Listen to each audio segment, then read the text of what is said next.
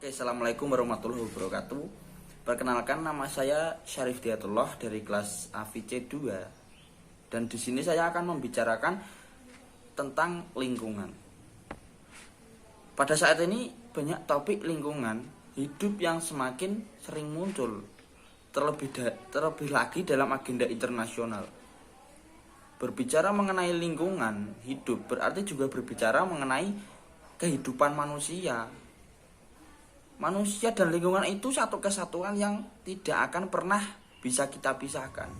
Karena apa? Karena manusia akan mempengaruhi lingkungan, dan demikian sebaliknya lingkungan juga akan mempengaruhi kehidupan manusia. Kedua hal tersebut saling ketergantungan. Perubahan lingkungan akan mempengaruhi kehidupan manusia secara langsung maupun secara tidak langsung. Masyarakat sendiri pun yakin bahwa aktivitas sosial dan ekonomi manusia itu sedang berlangsung dengan cara yang dapat mengancam lingkungan hidup, terutama kepada alam. Pada akhir-akhir ini banyak jumlah manusia yang sudah memperbesar jumlah penduduk di dunia dibandingkan dalam kehidupan milenial pada keberadaan manusia sebelumnya. Populasi global yang disebabkan manusia kini sangat cepat meningkat dan mengejar standar kehidupan yang lebih tinggi. Itu merupakan ancaman potensial terhadap lingkungan hidup. Nah, dalam sudut pandang Marxisme, kerusakan alam tidak ada hubungannya dengan pertumbuhan penduduk dalam masyarakat kapitalis.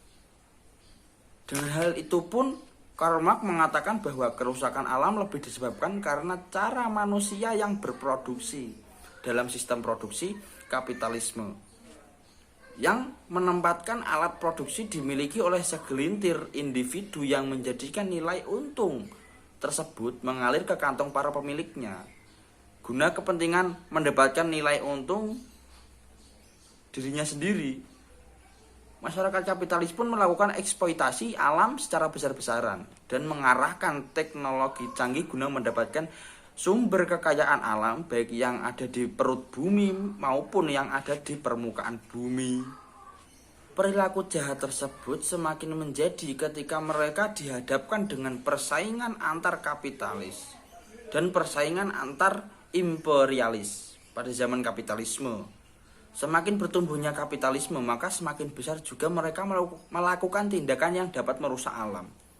Nah, dalam kondisi seperti ini, di satu sisi tenaga kerja yang hidup atau yang namanya kelas pekerja akan tergantikan oleh tenaga kerja yang mati, yaitu mesin produksi, yang dapat menyebabkan terjadinya ledakan pengangguran, banyaknya pengangguran. Namun di satu sisi mesin produksi semakin haus akan sumber kekayaan alam yang semakin hari semakin mengalami kerusakan.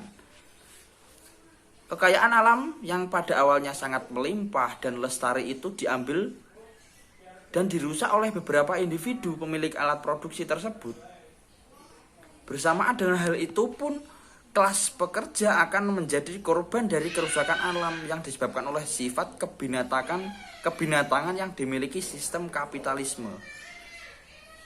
Terkait dengan hal ini, Marx benar-benar ketika ia berkata bahwa pertumbuhan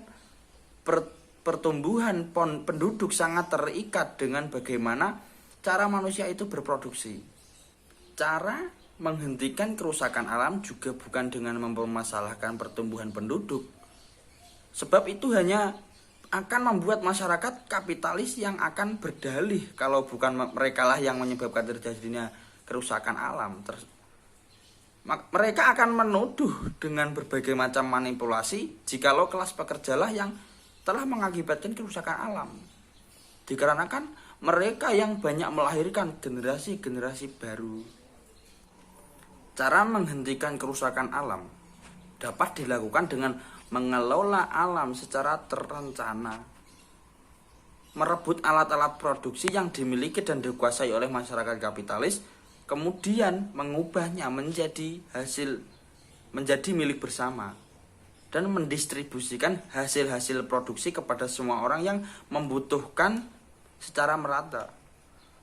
Pengelolaan secara terencana akan mengontrol batas penggunaan alat produksi dalam mengeksploitasi alam dan memikirkan solusi akan cara menjaga agar alam tetap lestari dan menumbuhkan kembali sumber kekayaan yang telah dimanfaatkan oleh manusia demi keselamatan seluruh manusia di muka bumi ini. Penggunaan alat produksi dan pengolahan bahan mentah yang tentunya berasal dari alam haruslah diorientasikan untuk kepentingan bersama, bukan hanya untuk kepentingan pribadi. Dan semua itu haruslah dilakukan dengan cara ramah terhadap lingkungan sehingga tidak dapat menyebabkan kerusakan. Harus menghilangkan persaingan antar kapitalis maupun antar imperialis. Penggunaan alat produksi dan pengolahan bahan mentah yang tentunya berasal dari alam haruslah diorientasikan untuk kepentingan bersama, bukan untuk kepentingan pribadi saja. Dan semua itu haruslah dilakukan dengan cara yang ramah terhadap lingkungan, sehingga kita tidak dapat menyebabkan kerusakan.